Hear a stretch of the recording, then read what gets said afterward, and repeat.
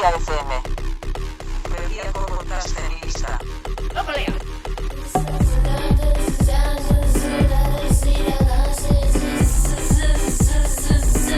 Berria FM.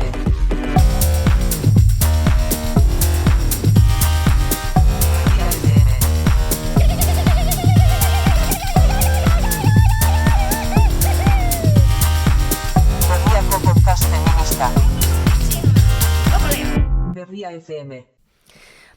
Udaberri bete-betean dagoeneko eta geldialdi txiki baten ondotik gatoz bueltan Berria FM berriaren podcast feministara. Opor txiki batzuk, besterik ez da izan, baina, hemen berriz, eta kaixo berriz, Kaixo usue, bai, opor egun batzuk baino ez, baina behar izaten ditugu alako parentesiak tarteka, hori bai, eta indarrak hartuta edo saiatuta, bueltan gara berriz hemen, gogoz, esanen nuke. Nola itzuli zara zu, xue, ongi? Gogoz bai, baina, arestian ere esan dizut mikrofonetatik kanpo, harritu nago gorputza edo dena delako hau zela esteroitzen den aldaketa txiki batzuetara, ez? Oporregun batzuk hartu eta kasi oitzen zara hortara. Bai. Eta orain berriz itzulerako honetan, kasik, sumatzen dut nire burua, ezin asmatu nola hasi, ez?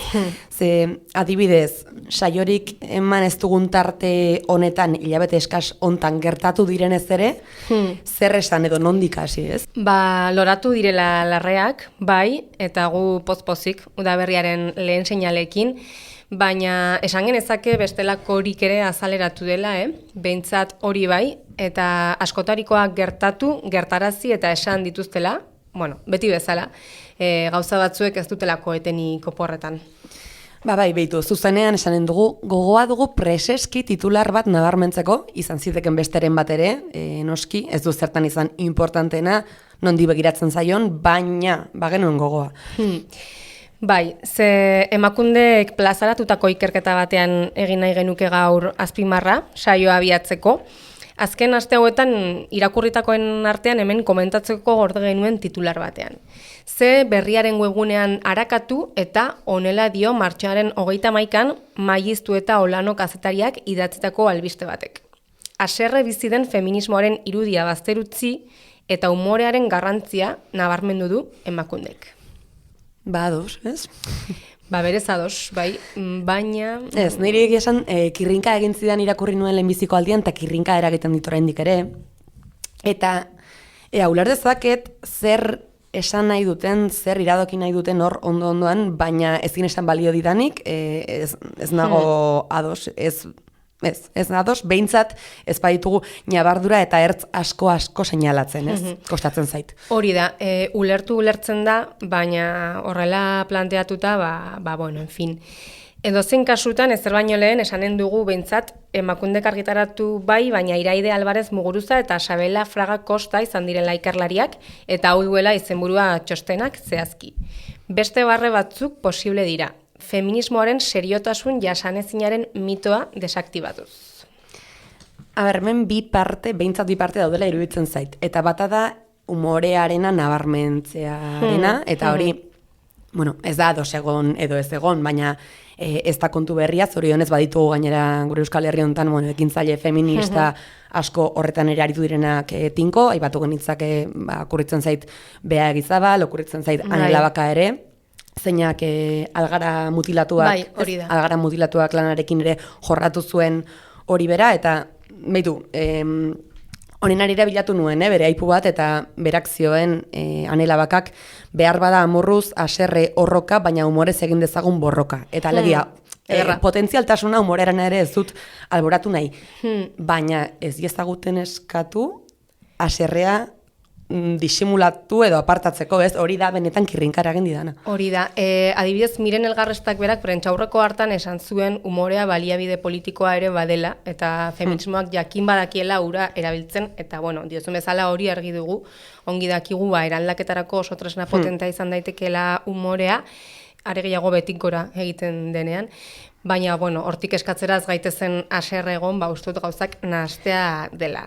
Gainera, nahiko bagenu ere, benetan posible genuke disimulatzea nola zerratzen gaituen inguruak, ze ingurura hurbilera edo urrunera begiratza besterik ez dago, nik ez nekike haserre ez egoten, ez? Hori da, haserre egoteko motibo asko ditugu, Eta hain zuzen ere, ez dugu aipatu gabe utzi nahi, Berria FM-en oporrak hartu ditugun egun hauetan, Euskal Herrian indarkeria matxistarekin lotutako hainbat albiste larriren berri izan dugula, eta hoietako 3 behintzat gogorarazi nahi ditugu, esan bezala oso larriak baitira. Gainetik baino ez ditugu aipatuko hemen, baina ezin dugu beste alde batera begiratu, izan ere, batetik apirilaren batean emakume bat hil zutelako Basaurin, eta biharamunean haren bikotekide zena, 45 urteko gizonezko bat, atxilotu zuten indarkeriazko hilketa egotzita. Egun batzuk beranduago, hilaren 6an, ertzaintzak 48 urteko gizonezko bat atxilotu zuen labana batekin bikotekidea hiltzen saiatzeagatik. Emakumea, 38 urtekoa, larri eraman zuten Gurutzetako ospitalera, eta hau ere Bizkaian izan zen, berri zen. Eta azkenik, berriena, apirilaren 12ko goizaldean, 37 urteko emakume bat hil zen Iruñeko Sanduzela auzoan, etxe bateko 3. solairutik erorita, eta udaltzaingoak gizonezko bat atxilotu zuen, emakume horrengandik ezarritako urruntze agindua urratzeagatik. Hau grabatzen ari garelarik zer gertatu den ikertzen ari dira oraindik, baina edonola ere, kasu hau zenbatuta esan dezakegu 2003az geroztik 136 emakume eta 13 haur hil dituztela gizonek Euskal Herrian. Hoietatik 4 aurten. Eta noski egunotan azken kasu hauek salatzeko elkarretaratzeak eta protestak egin dira, eta egiten ari dira hemenka, beraz, esandakoa, haserre egoteko motibo asko ditugula. Bai, eta honekin orduan zer egin behar dugu, haserretu, baina ez gehiegi, haserretu, baina ez luzaro, ez? Genion, ez? Pixka bat. Hori da, eta, ez dakit, igual hau izten joateko usuenik ona ekarri nahi nuen ere, hau komentatu genuenean gure artean burura torri zitzaidan figura edo irudi bat, gogoan dut Samara Belterekin, Samara Belte kazetariarekin ere komentatu genuela podcast honen saio batean aspaldi, Jai Izorrantearen figura, hori etorri zitzaidan burura. Sara Ahmed pentsalariak proposatutako termino bat da, eta referentzia egiten dio jarrera matxistak edo arrazistak edo dena delakoa seinalatzeagatik momentu edo egoera bateko giroa edo harmonia ustez hausten duen pertsonari edo emakumeari, pertsona horri Jai Izorrante esan ohi zaiolako. Orduan, Ahmedek iradokitzen du Jai Izorrante horrek sortzen duen deserosotasuna, hain zuzen ere, beharrezkoa dela botere egitura patriarkalen aurka egiteko. Eta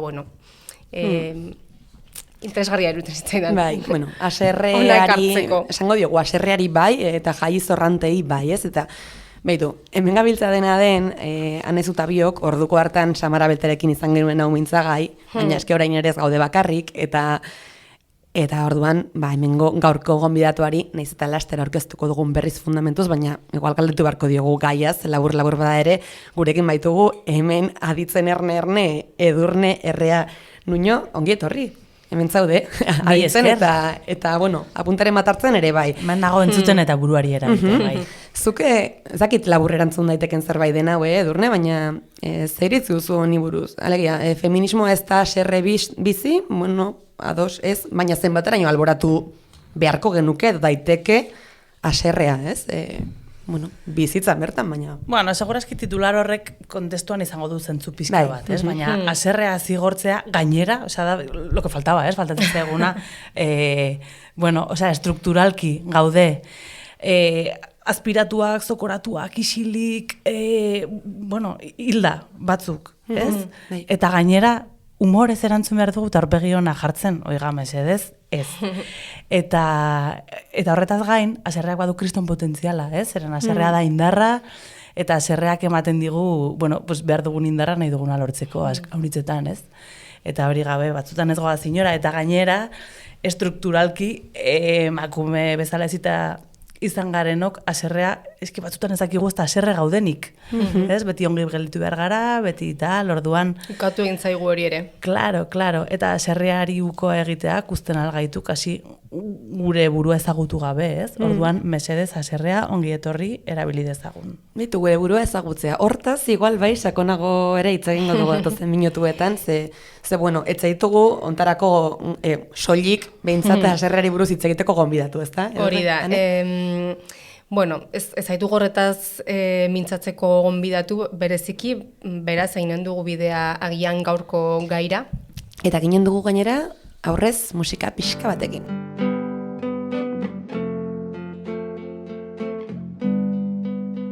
Azala urria da, azala urria da, azala urria da, eta droga bailiz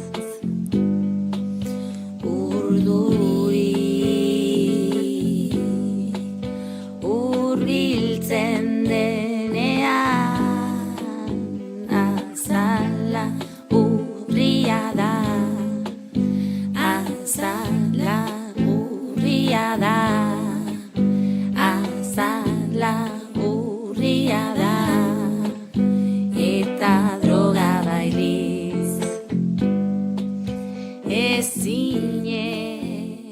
Hitz tantak taldearen larruaren ugaritasuna, kantuaren lehenbiziko doinu eta hitzak ditugu hortxe, eta geroxeago ere itzuliko gara harengana akaso, ez baitugu hausa zekarri onaino. Azala urria da, esaldi kasi hipnotiko horretan harrapatu gara gelditu nintekeni, oraintxe ez, azala gora bera, lastan baten modukoa dela esatea ez dakit erredundantea den, baina lase sentitzen dut, ez, kantu honen hasiera hau. Bai, ez dakit, polita gelditu zaizu. Bai, eta propio kantu bat aukeratzeko eskatu genizulako aditu dugu abesti hau Edurne, zera esan genizun hitzez. Okurritzen zaizu batera edo bestera erotikarekin lotzen duzun kanturen bat, eta zuk hause aipatu. Eta orduan ez genizun eskatu erantzun argudiatzeko, baina jake hemen garen, igual, zer somatzen diozu, erotiko, ez dakit horregatik den, baina zer somatzen diozu erotiko zehazki kantu honi? Bueno, begira, kantau, iruditzen zait, asteko musikalki dela oso sugerentea horrela pausatu batzuk diozun lastan horren modukoa, eta horrek jartzen gaitu frekuentzia batean, ez? Frekuentzia hori ez du zertan izan behar katxondismo edo horrelako kontu batean, baina bai pixka bat gelditu, arnastu eta entzun, ez? Aber zer gertatzen den edo zer nahi dugun. Eta honek hitz egiten du azalaren inguruan, kantak. Eta, ni eramaten nau, erotikaren inguruan edo pentsatzen edo dudan ideia horretara dela pixka bat, ikusi nik zer eta nola, eta akaso norekin, norbaitekin baldin bada, ez? Baina pixka bat sensazio edo zentzumenen mundu horretara eramaten gaitu. Bitu, pistaren bat gehiago ere emanen dugu, ez baituko horreina ditu, baina aurrera xago entzunen dugu kantaren beste parteren bat, eta honela dio besteak beste kantuak, eta nola litzateke mundua elkarri larrua hurbilduko bagenio, gehiago, eta nola litzateke mundua elkarri larrua elkartuko bagenio, gehiago, denbora guzian, eta denon artean berotasun hori, leuntasuna, bata bestearengan, kaiolaratzeko gogoarekin nahastuko ez bagenu, biluztik eta suaren inguruan gorputza askatu nahi dut. Luze doa, eta bagara matza behintzat, aipatzen zenun frekuentzia hortzara, egia da. Claro, eske kontatu dituzun hitzoietan zenbat ideia potente. Ezakit exacto nola den, baina bata bestearekin kaiolaratzeko leku horretara joan nahi ez badugu, zer gertatuko litzateke azalak hurbilduko bagenizkio elkarri. Ez? Nahi dut erran. Erotika agian gero hitz egingo dugu zehatzako nola ulertzen dugun, seksiologiatik, baina zaurgarritasun edo hurbiltasun edo azalaren harreman hori mugatzen dugu edo gure gizarte estrukturak eramaten gaitu mugatzera eremu oso konkretu eta oso pribatu eta oso estrukturatu batera, ez? Naiz eta pentsatzen dugun ez.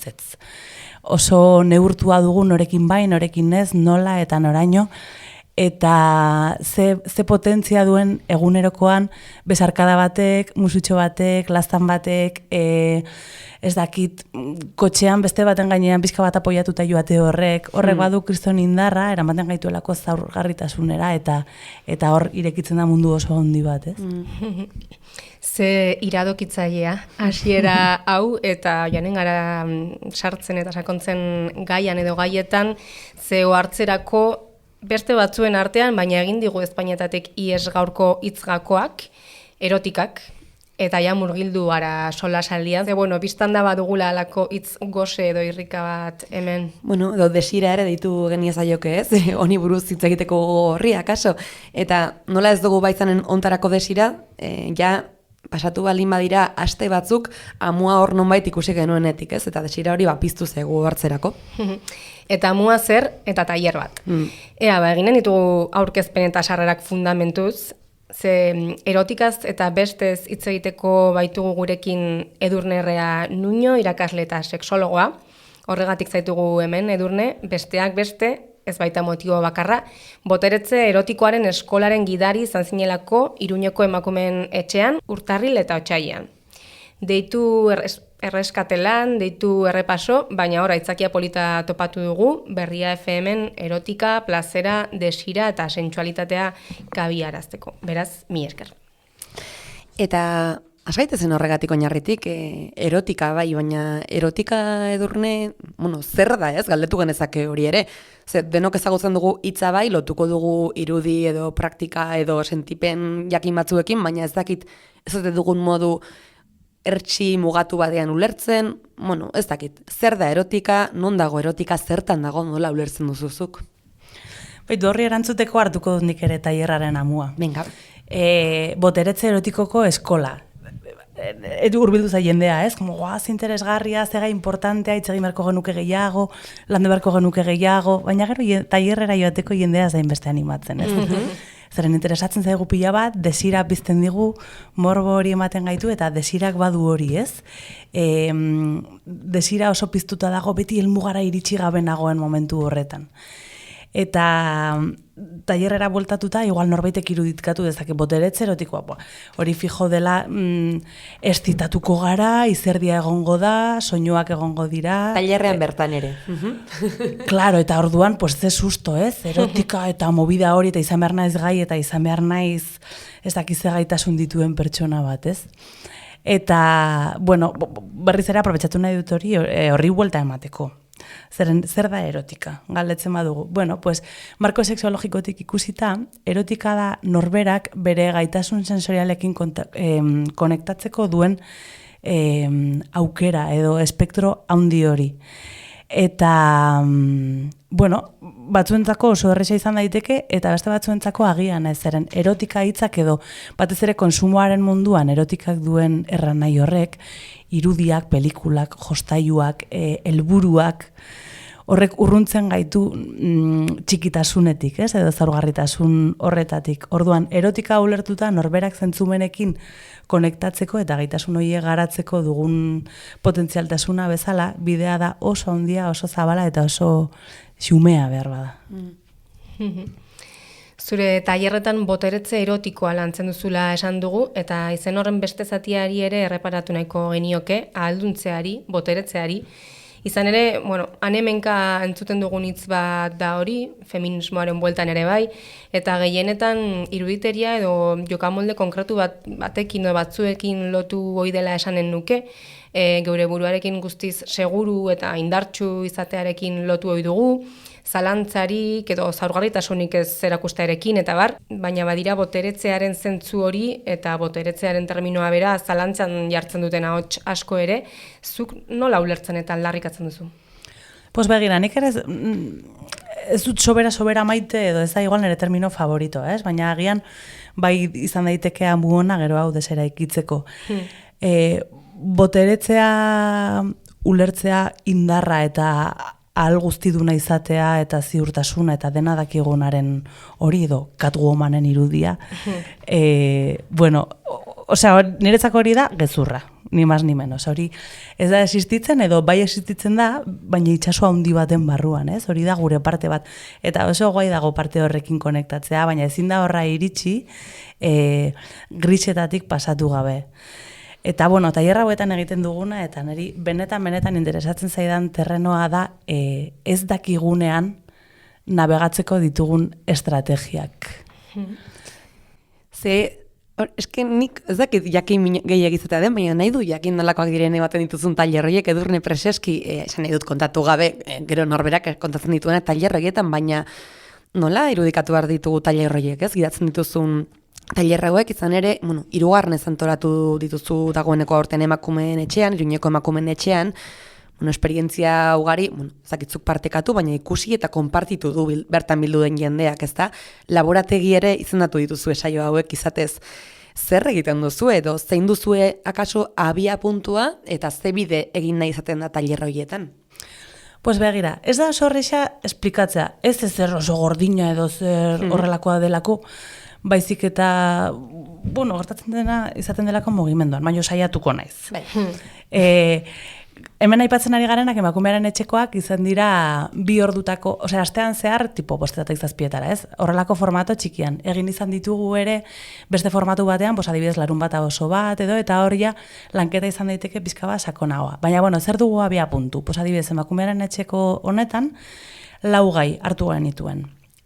Desirak eta mugak, maitasun romantikoaren mitoak, plazerra, eta genitalekin dugun harremana edo zer diren guretzat edo nola murgiltzen garen honetan. Orduan, lehenengo edizioan dituzen sexualitate laborategia eta izen hori nik oso gustoko dut zeren da bizka bat bizitza realan aurkitzen ditugun eszenak edo laborategi baten moduan praktikatzea, jolastea, ensaiatzea, aber zer gertatzen den. Hori da, batzutan, bueno, ez dakit kale igual ez da inoiz izanen, baina emaitzak, bueno, kasuan diferenteak izanen dira, ez hori dugu, esperimentazioan, ba hori dugu, ez? Claro, orduan, izaten dena da, hartu gai bat abia puntu, adibidez, desirak eta mugak.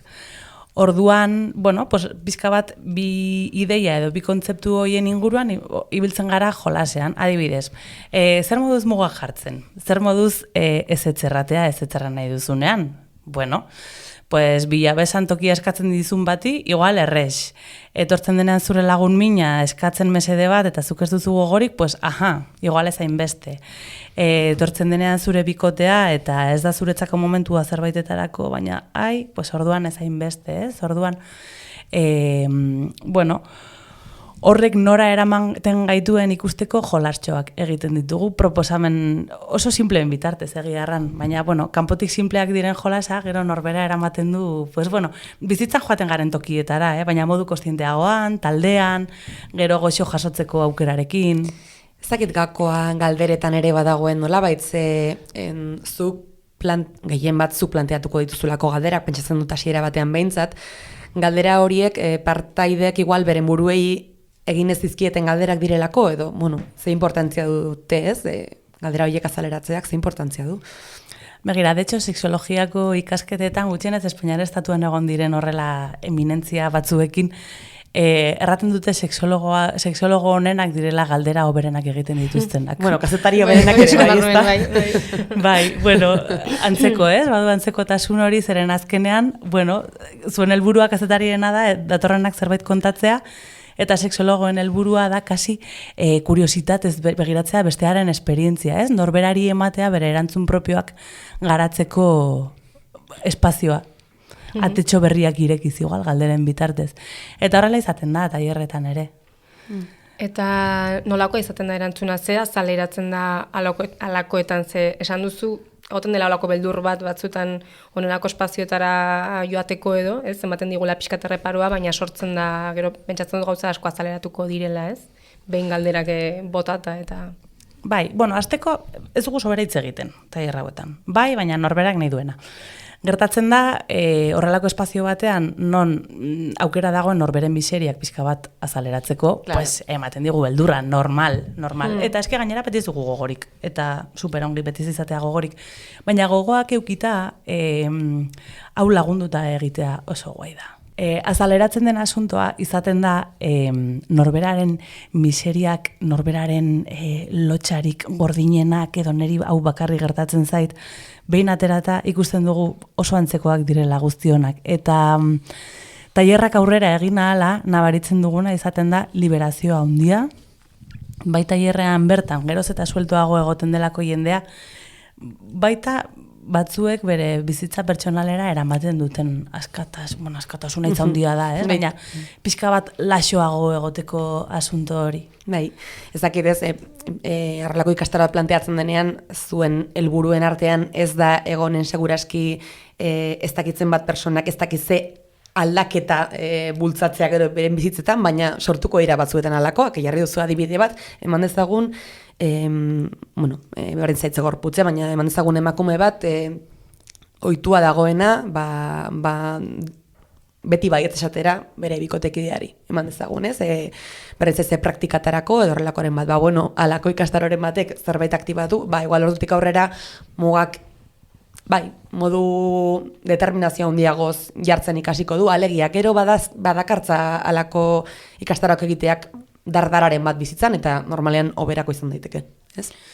Ia, beti, errango nuke beti, baina hori ere handiegia da. Bai, noski. Baina gehienetan, eta, nik ez dut helburu konkreturik jartzen, eta ez nuke inoiz helburu konkreturik jarriko, hori joango litzateke pixka bat honen oinarriaren kontra, ez? Egiten duguna da, aukera eman, plazak ireki, eta norberak ekartzen duela, nik norbaiti ez diot jarriko berak ez duena, ez? Baina eski dugu pilo bat barruan, dugu haunitz. Eta, kontu bezala, ez? Etorri dira, gero bueltan batzutan kontakizunak, egon zen emakume bat, ama dena kontatzen zuena, tailerrari esker bapatean, erraten zean, eske sentitu naiz pixka bat tuntuna, baina eske derrepente hartu naiz eskatu dezakedala. Eta arduan, hasi naiz eskatzen, eta horren gertatzen dira nik nahi ditudan gauzak. Edo beste batean ere gertatu zen, emakume bat etorri zen, umetokirik ez zuena, gaixotasun baten ondorioz, kendu behar izan ziotelako. Eta horrek ze eragina zuen bere emakumetasunean, ez? Gainera, adin batean, eta, tailerraren bitartez, derrepente agertu zen hori, igual beste plaza batean aipatu ez zuena, eta horrek ere ekarri zion, soltura bat edo, eta relato konpartituak badu potentziala handia. Ikastaro hauetan bestelako kontzeptuak ere aterako dira gainera solasera seguraski, Edurne, adibidez, uste dudalako ez dugula aipatu sensualidadea, adibidez sedukzioa, ez dakit, horiek ere, dena ez inen da kabiarazi saio gutxi batzuetan, baina horiek ere jorratuko dituzu, eta ez da gauza bera erotika eta sensualidadea, ez da gauza bera erotika edo sedukzioa, horietatik ere pasatzen zarete. Baina eske oso hurbil daude, bata bestearen gandik. Oso hurbil daude, eta niretzako gehien lotzen dituen asuntoa da berriro Catwomanen irudia. Ematen duela, norbait sensualizateko izan behar duela, X gorputza, X arroparekin, X adina, X zimurrik ez? Eta modu batzuk, eta sedukzioa dela modu konkretu batzuetan, eta hori da erotikak barne biltzen duen guztia, ez? Nik nirearekin konektatzeko gaitasun hori. Eta taldean besteen gandik ikasiz, besteena ikusiz, ez? Bada definizio bat sentsualitatearena gustatzen zaidala, honiz dela, norberaren sentsualitatea da berezi egiten duen hori. Ikusten duzunean norbait lotxari gabe supergustorari dela jolasten bere frikitasunean edo bere movida horretan hori da pertsona bakoitzaren momenturik sensualena, ez? Eta horren gana hurbiltzea, hori rekonozitzea eta horrekin jolasten ikastea, hori da superpolita. Zederra. Kontzeptu batzuk aipatu ditugu eta esan duzu berez antzekoak direla, baina batean gelditu nahiko genuke tarte batez, zehazki plazerean, zuk sankon landu duzun termino bat delako, besteak beste sexologia eta generoko masterrean aproximación al placer izeneko lana egin zenuelako, plazerera hurbilduz, alegia. Plazerak disiplina sexologikoan duen espazioaren inguruko azterketa bat izan zen, eta hor jorratu zenituen adibidez desiraren eta plazeraren arteko tartea, erotika, plazera eta feminismoa. Ikerlan horrek aurretik zenituen gogoetak, kezkak, susmoak berretsi zizkizun, edo aurretik zenituen galdera batzuetarako erantzunak ekarri zizkizun? Lan hori batez ere izan zen literatura bilaketa eta hausnarketa ordenatu bat, modu batean errateagatik, eta eraman ninduen batez ere elkarrizketan jartzea plazera beste terreno batzuekin. Orduan hor bildu nintzen jete ezberdinarekin, literatura harakatu eta pixka bat ere, eta, lanaren bukaeran dauden ikuste du galdera gehiago erantzun baino. Bai. Eta honekin ekarriko nuko berriro hasierako kanta, aipatzen genuena. Larruaren ugaritasuna eta hurbiltasun eta Eta, bueno, txikitasun eta azal horretan dagoen guztia, ez? Utzi du zurean, eta nola litzateke mundua, elkarri larrua, hurbilduko bagenio. Begira, galdera edo hasierako hipotesi edo, hasierako gai handi bat zen, hau hitz egiten dela desiraren inguruan, eta gutxi plazeraren inguruan. Igual gehiago bai hitz egiten da, alde batetik, agian, feminismotik edo korronte batzuetatik plazerera iristeko izan ditugun trabak edo, ez? Pues gauza haunitzengatik, gerora ere sortu zait beste bat konsumoak eta plazerrak ze lotura duten, hori gaur egun idatziko banu izango litzateke beste kapitulo bat, ez? Baina begira, lan hau da duela 4 urtekoa uste dut, eta uste dut gaur egungo sare sozialak, azkartasuna, gizarte dopaminikoa 4 urte hauetan aldatu dela pila bat, eta ez da super gutxi 4 urte. Eta hausnarketa bat dago horratzean ere, zeri deitzen diogun plazerra, zer lortu nahi dugu plazeraren bitartez, zein da helburua eta zein da bidea? Aipatu duzu, oraintxe desira eta plazera gauza ezberdinak direla, okerez naiz, zuk zeuk seinalatzen duzu desira eraikitako zerbait dela eta plazera aldiz zerbait subjektiboa. Zein da bien arteko aldea? Begira, plazerra gertatzen da. Edo gertatzen da, edo ez da gertatzen. Edo gertarazten dugu hori ere bai, ez? Sorrarazi ere egingo dugu, ez? Gertatu eta sorrarazi. Sorrarazten dugu, baina begira, lan honetan aipatzen nuen metafora bat txokolatezko madalena batekin. Txokolatea gustatzen zait eta jatea ere bai. Desira da motorea. Haserreak bezala desirak ere lekuetara eramaten gaitu. Altxarazten gaitu gure aulkitik. Eta desirak eramaten gaitu on egingo ote digun horren bila. Baina ez dakigu on egingo digun edo ez. On egingo digula bakarrik ikusiko dugu on egiten ari zaigunean. Bizka filosofiko agian jartzen naiz, baina ez lehenago. Orduan, plazerra gertatzen da, guk bilatu dezakegu, adibidez. Ni hemen nago, hemen podcastean, eta pentsatu du, gero sari bezala, joango naiz eta erosiko dut txokolatezko madalena bat, eta jango dut, eta gozatuko dut. Eta hori egingo dut. Orduan gero joango naiz, eta igual iristen naiz, ikusten dut madalenari goxoena, hartzen dut, esertzen naiz, eta gogorra dago. Orduan ez dago plazerrik.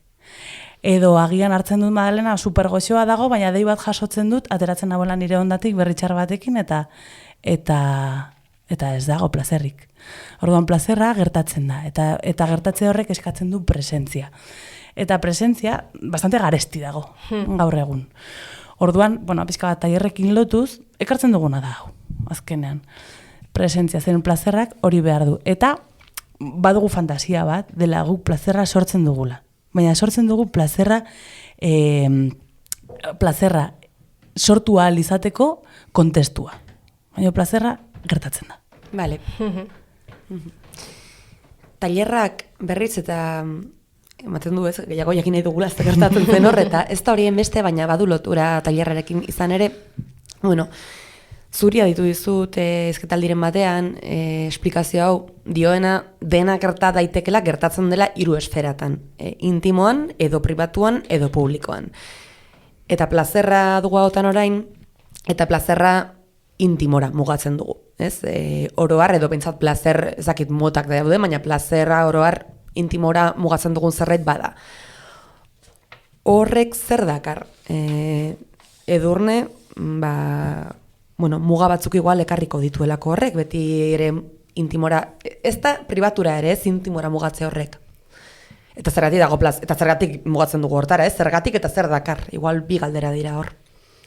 Bai, begira, oso interesgarria da esferen asunto hau. Eta plazerra bere horretan, begira, hitz egiten badugu plazer sexualaren inguruan, estitazioarekin zer ikusia duena, erakarpenarekin edo gustoko dugun norbaitekin dugun horrekin gertatzen denaren inguruan, hor bai oso mugatuta dugu intimitatera. Eta batzutan dugu mugatuta intimitatera ez edo zen modutan baizik, eta intimitate estrukturatu batera. Hau da, bikote izan bergara, egon behar dira baldintza batzuk, ez?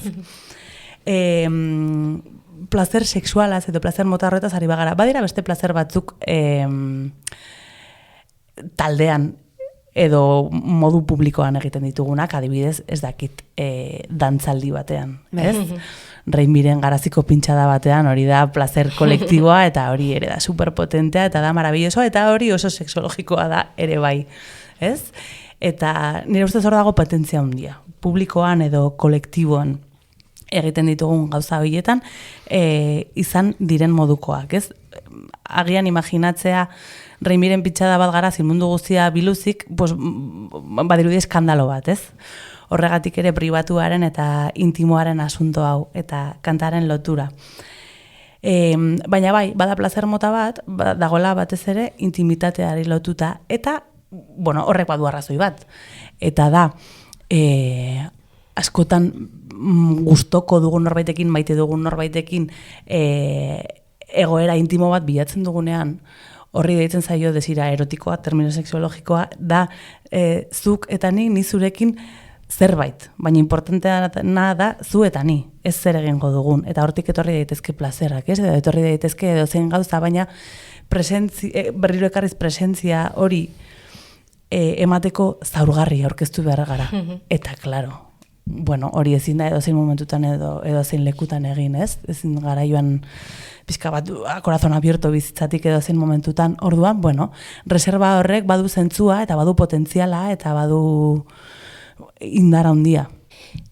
Plazera zerbait intimoa eta bizipenezkoa izan arren, badakigu sistemak, zapalkuntzek eta arauak eragina dutela plazerean eta ura bizitzeko moduan.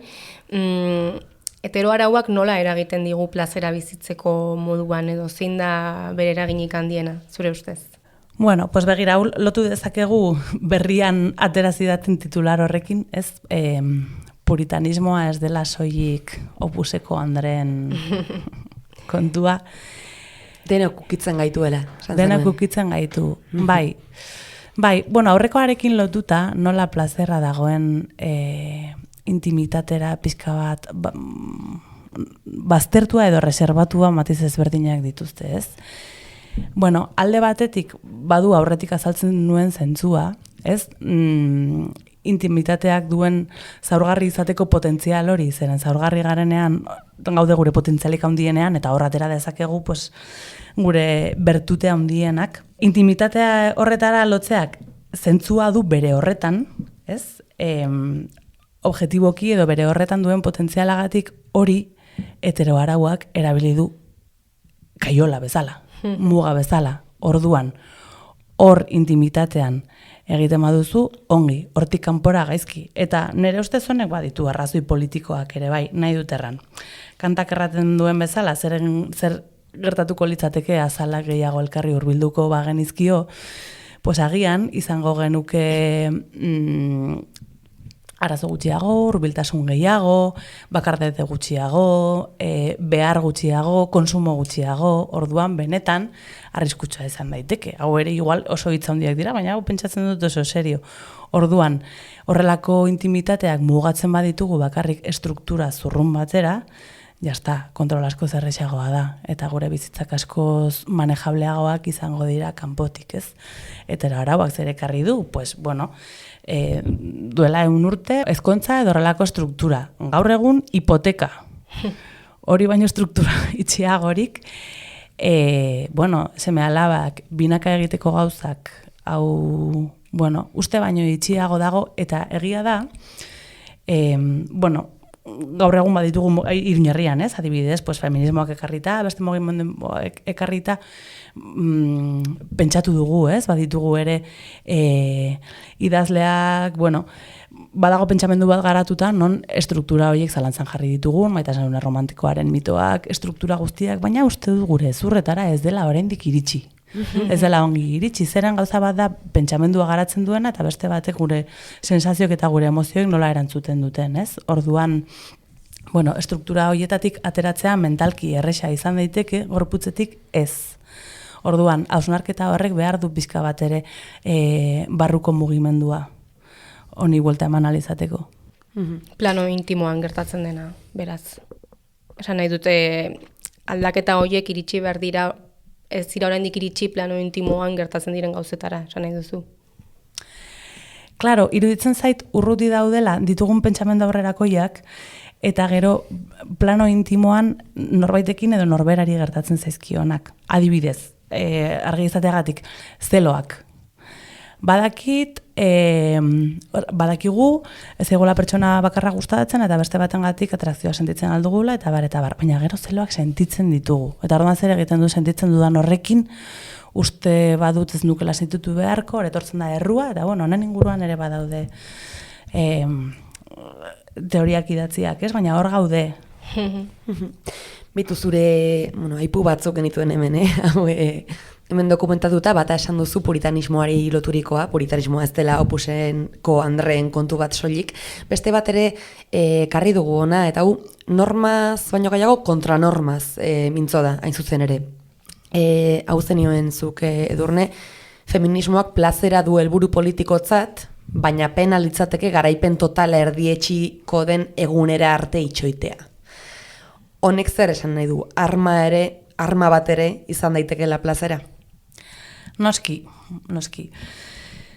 Bai, iruditzen zait, egiarran igual da, emakunderen hori ekartzea, baina beste modu batez, ez? Ez, haserrea beharrezkoa da, eta haserreak ere eraman gaitzaki plazera handira.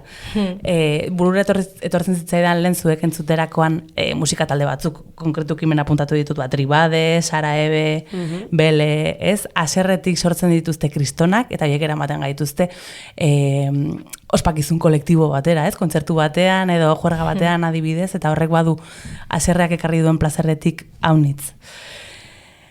Baina bai, askotan, feminismo txuriak eta europarrak badu estatus edo jerarkia bizka bat kapazitista bat, ez? Eta ematen du feminista izateko eduki behar ditugula, gauza batzuk irakurrita, gaitasun kritikoa, kontzeptu konkretu batzuk defendatzeko, eta egia da munduko beste leku batzuei begiratzen badiegu, adibidez Latinoamerikari. Hauek badute hortatik haunitz, baina ere badute haunitz gorputzetik. Eta gorputzak eramaten gaitu leku ezberdinetara. Hor egon daiteke, Luciana Becker, Georgina Orellano, hitz egiten dutenak beste leku batzuetatik, eta ez dira maila bajuagokoak. Guztiz kontrakoa orduan, honekin pixka bat egin genuen ikerketan asuntoa izan zen, ikustea ze sinergia egon daitezken edo ze onura ekarri diezaioken pixka bat bidean plazera jartzeari. Zeren, eske agian lagunduko gaitu, imaginatu. Imaginatu posible balitz, eh? Imaginatu feminismotik borroka egiten dugula haserreak ematen digun zuarekin eta gainera batzutan gozatzen dugula. Pues agian... Beitu, justu oraintxe ahoskatu duzun kontzeptu batean egin nahiko genuke geldialditxoa bukatzeko gorputzean, ze plazerak zeharkatutako gorputzak garela aipatu izan duzu inoiz, eta garrantzia du horrek, eta ordena iraultzeaz edo zalantzan jartzeaz ari garela, horretarako tresna ere izan daiteke gorputza kaso.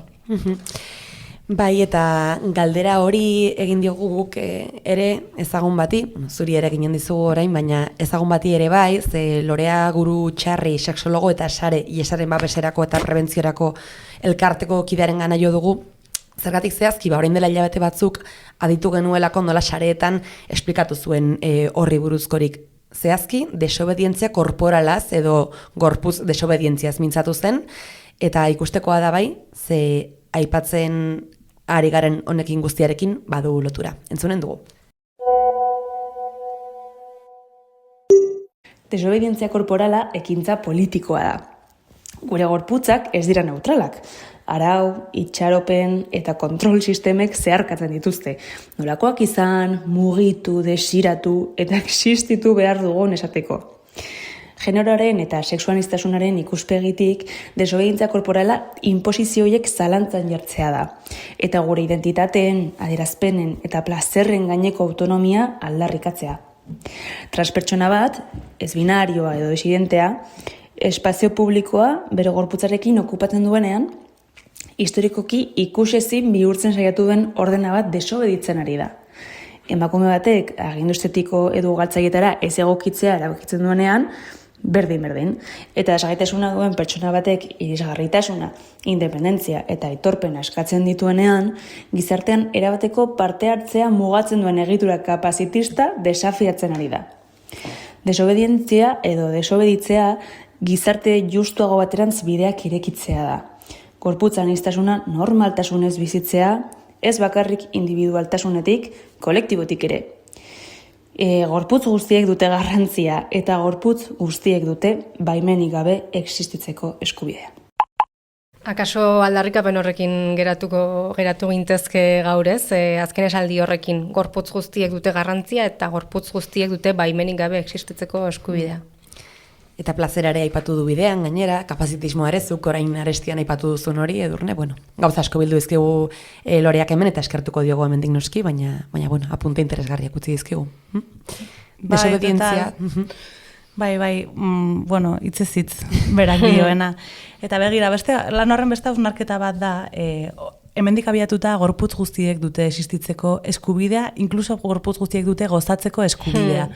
Bada beste hausnarketa bat lan horretan eta da margenek edo disidentziek zenbat erakusten diguten edo erakusten dugun hortik. Zeren, azkeneko hamarkadetako ibilbide politikoan, ez? Transak, marikak, boierak, beraien aldarrikapena izan da pixka bat hortik, eskubidea horretatik, baina batez ere gozatzeko eskubidetik. Eta margen horiek, pentsatzen dut, zentrora ekarri dizkigutela, herramienta pila bat, ideia pila bat, baliabide pila bat, horretara iristeko. Baliabide aipatuta ez dute esan gabe utzi nahi, Lorea Gurutxarrik audioa bidali digula, baina beste lanketa bat ere egin dutela hilabeteotan eta argitalpen bat ere egin dutela berriki. Tratu ona izeneko gida didaktikoa, eta zuk baduzu apunterik horri buruzane. Bai, 4 ardatz landu dituzte gida hortan, tratu ona izeneko gidan, desgenitalizazioa, gorputz aniztasuna, desira eta erotika, eta etika maitasun harremanetan. Hortxe beraz, literatur gomendio bat, agian gaurkoa isten hasteko. Zak eta usustu ematea den, Edurne, baina literatur gomendioa diogun bezala, igual zuk, hau ez genizu nabisatua, baina baduzu igual beste gomendiorik edo emateko. Igual, erotikaz eta ontaz guztiaz ari garelarik. Begira, bila egon naiz eta pena eman ditzeren oso gutxi ezagutzen ditut euskeraz. Baina bada liburu niretzako oso top bat berez ingelesez idatzita, ni gazteleraz irakurri dut, mi cuerpo no es una disculpa, izena du, aurrekoan ere uste dut erran nuela. Errantzen nuela ez dakit, baina nik erreparatu nion, berrikin Nafarroako hitzan, berriaren Nafarroako hitzan plazaratutako elkarrizketa horretan argazkian zu liburu hori eskuetan zaudela agerizara, eta baitu, apuntatu nuen, bada ere, ez bazen nuen izatekorik, nuen hemen apuntatua, Sonia René Taylorrena da, ezta? El cuerpo no es una disculpa, el poder del autoamor radical, gaztelaniaz, euskaratu dut, terraketx, baina, gorputza ez da barkamen eske bat, norbere buruarekiko maitasun erradikalaren boterea, halako zerbait izan liteke.